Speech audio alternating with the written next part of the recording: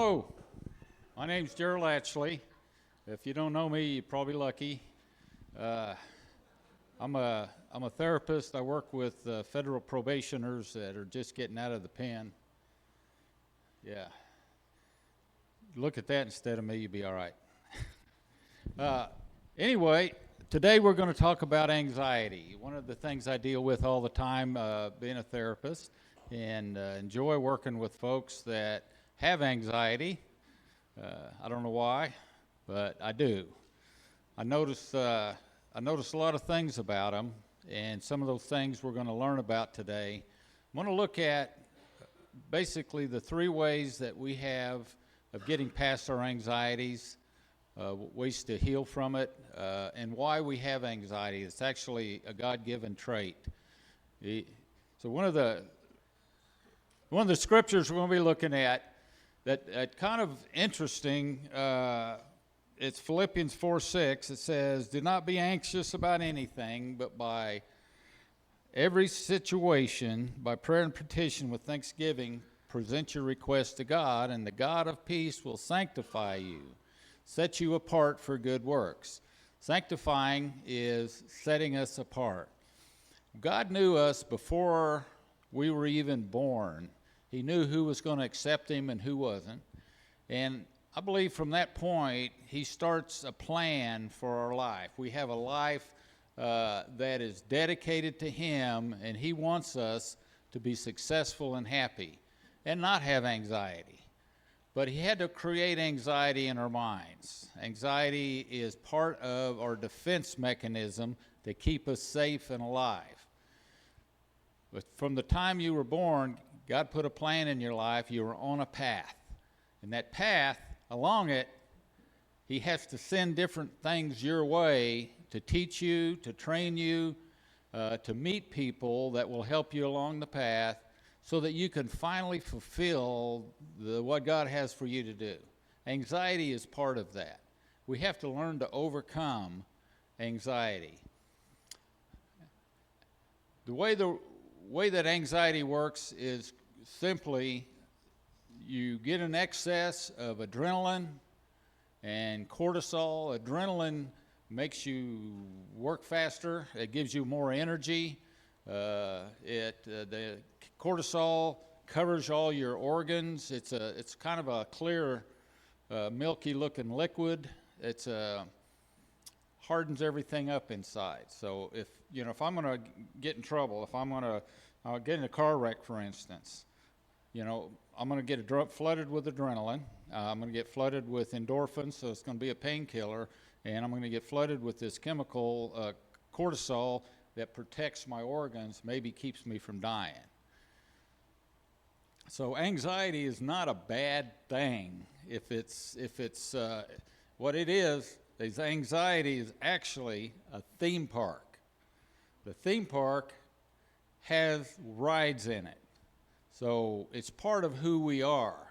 There's two main emotions that run us are anxiety and depression. Both of them have a purpose for us. The anxiety theme park contains fears, the ride called worry, the ride called racing thoughts, regrets. We get on them once in a while, and it's hard to get off of them. But we have to train ourselves not to stay on those rides. And if we can stay off of them long enough, then the anxiety park has to start shutting down. So what we're going to learn today is three main ways that we can use to shut down the theme parks.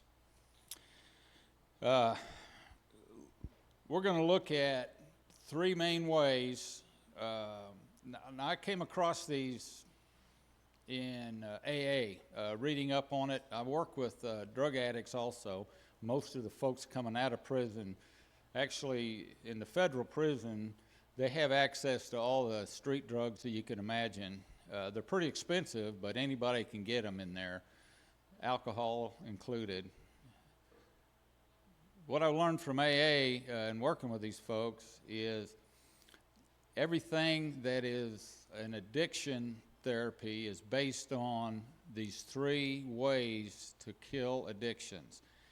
It's trust God, clean house, and help others. Each one of them has a main purpose in it. Trusting God is what we're going to talk about today. Trusting God is probably the primary thing everybody needs to do anyway, but it's the first step to getting rid of all of our anxiety. The brain, by the way, is very, very habitual. Everything in it is a habit. And in the brain, God created, the brain because it's such a great computer. It's the computer that runs it. Just, you have now in vehicles, you have computers that run the cars. If the computer goes down, everything goes dead. Same way with us. We're like a vehicle. We're walking around on this earth, but inside we're a spirit. And the spirit has to have a vehicle here, or you don't be here no more, or you go to heaven or wherever you don't want to go. The brain is habitual. So what it does is it builds a habit from things that we do all the time. For instance, when you were very little, you had a habit of crying whenever you needed your needs met. And then that happened every time because we have a basic defensive personality when we're born, and it's to keep us alive. So we have a habit of crying. The habit's overcome by mom or dad or somebody stepping in, comforting you when you're a baby, and they keep coming back and comforting, and pretty soon you get to rely on that person and realize you don't have to cry anymore, so the habit goes away. Well, as we go through life, we get a habit of brushing our teeth every morning, or here's a good example. When you first learn to drive a car, you have to think about what you're doing. So you think about, I need to turn my blinker on. You think about, I got to make sure I stay in the middle of the lane. When I'm going around the corner, I have to slow down, things like that. But after you've done it for a while, and the magic number is around 300 times, you go around a corner and you don't think about it. You're driving along the road, you can turn the radio on, you can talk to somebody, because that habit has been formed, and it's put down in your brainstem in the thing called the basal ganglia. And that brainstem component houses every habit you have, from breathing to brushing your teeth to riding a bicycle to driving, everything that you do. Well, what happens when you're using drugs?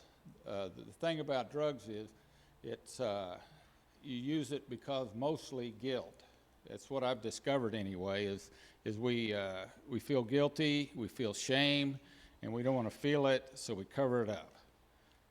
Sometimes it's from bad traumas that you've had, other reasons. Some people just, are trying to escape something. But so the habit, to break it, takes quite a bit of effort. They say you never forget how to ride a bicycle, which is probably true because you don't need to forget it. But let's say you have a habit you need to forget, a bad habit. What's going to happen is you got to have a life-changing event to break a habit like that. A life-changing event to become a different person, to become a better person. Or it could make you a worse person, depending on how you react to it. So the first step to changing a habit is to learn to trust God for everything. So when we're dealing with anxiety, I want to stop here a minute and I want to ask you something. How many people here have anxiety? Okay. Now, if anxiety is great, it's the top end of the spectrum of anxiety is something called OCD, obsessive compulsive disorder, which is a mood disorder. So I want to point something out to you. Some of you noticed this when you came in. You notice this sign? Look at the difference in this one. Huh? How many of that bothers you? That's OCD. Just saying. It bothered me. OCD wants to not have anything outside of my normal routine Because if I get outside my normal routine, I get more anxiety. Some of us are born with the mechanism in the brain is an amygdala, but the mechanism that causes anxiety loves routine. It wants everything to be in the same time, same place, every day. Well, what happens if something messes with that? Our anxiety goes up, and we're not able to reason properly. We're not able to make decisions properly because anxiety is way overwhelming with us. And that actually happens to everybody in here. Let me talk a minute about being at peace with yourself and not having anxiety. Trusting God is something you have to make a full commitment to do. Back when we first had kids, Mo and I were living out in a different part of the country. We had some land, and we couldn't find babysitters to watch the kids. Every time we'd change them, something bad would happen. We didn't like it. We were uncomfortable, and so Mo and I sat and talked about it one day and said, the only thing we can do is one of us is going to have to quit work. And both of us were police officers at the time. So that would mean cutting our salary completely in half. We made the same amount of money. And we had bills, we had, expenses, and living out there, you're constantly working on something, constantly having to fix something. But, we flipped a coin and Mo lost. She had to stay home. She really wanted to stay on. But so we decided, okay, she's going to quit. And we didn't have a lot of money in the bank at all.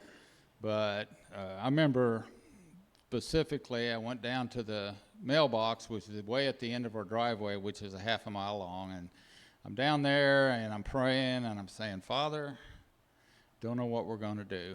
This is going to be rough, but so we're going to just trust you. We're going to trust you right on out of here from now on that you're going to take care of our needs. If you don't, we're in trouble. And so we have to turn it over to you.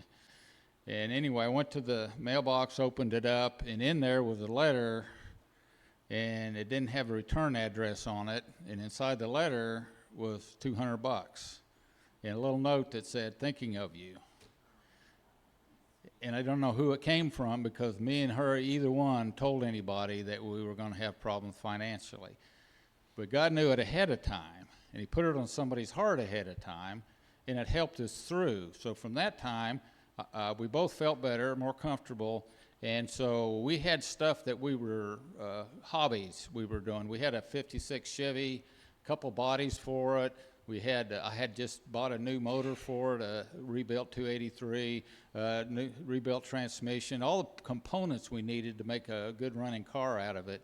And so, good story. We decided to sell stuff, including a couple of guns we had that were worth a lot of money. So I go to work one day, and I'm a cop, okay? I did 27 years, and don't laugh at this, okay? Don't laugh. I'm up at work one day in the morning, and I go into this donut shop, okay? Big one, full of people, everybody's talking, and I'm sitting there at the counter eating a sausage roll? No, I was eating a donut. And I was thinking about selling that engine because I'd sold the cars already and didn't get much out of them at the time. And the engine was worth some money, though. And so all this din, all this people talking, and all of a sudden, it's like the noise cut down, and I heard somebody way on the other side of the shop saying to his friend, I need a 283. I'm trying to find one. I just can't find one. And it's just as clear as a bell. So I just got up, went over there, and I said, how much you willing to pay for it? Sold him the 283, came out the next day and bought it, and then all of a sudden people just showed up. Somebody asked me about particular guns that Mo and I had that were commemorative guns for Tulsa police. And anyway, asked me, and we sold them, made some good money on them. Enough, in other words, to make it through. And God brought a extra job along from somebody. I mean, I'm not kidding you. It was at the academy, and they had a class in session, and I heard somebody way at the other end of the hallway saying, I can't find anybody for this bank job. So I wander down there and take the job, you know. But that happens.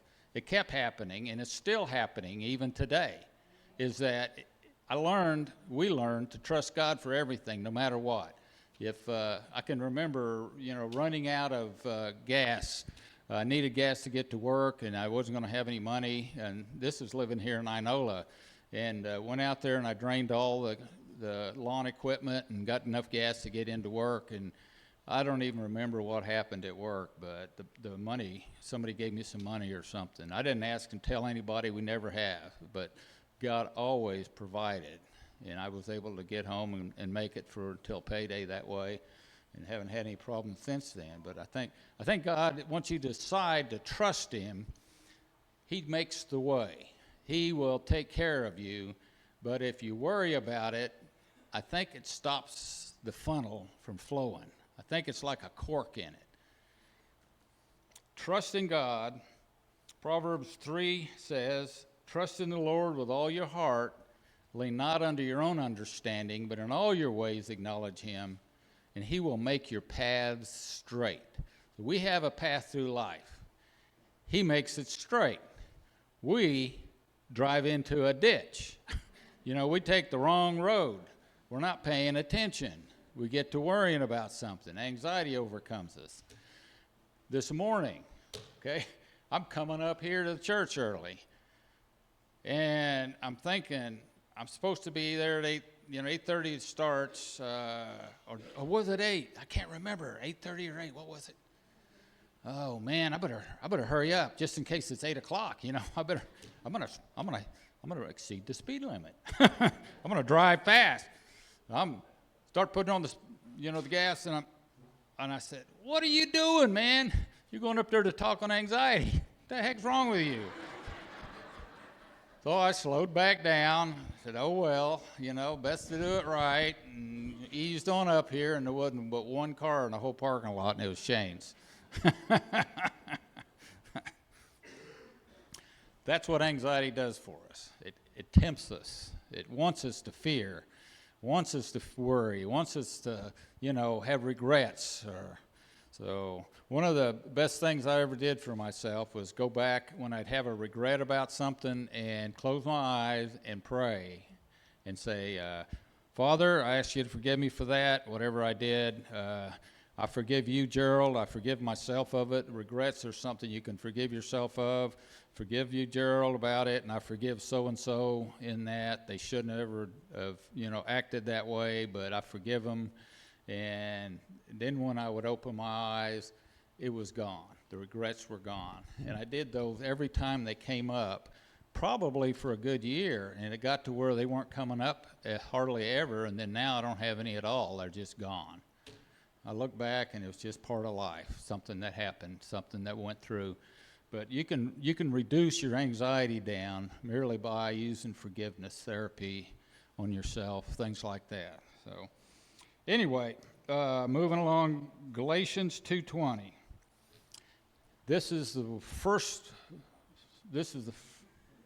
I'll be done in a minute. First scripture I ever memorized. First scripture.